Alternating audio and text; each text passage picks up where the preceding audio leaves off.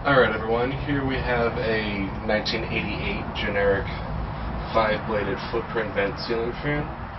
I got this fan off the Facebook Marketplace this past weekend for only 20 bucks. And I'd say that's a pretty fair price for this fan because it's not really that great of moving air. It's fairly underpowered. But it is fully functional.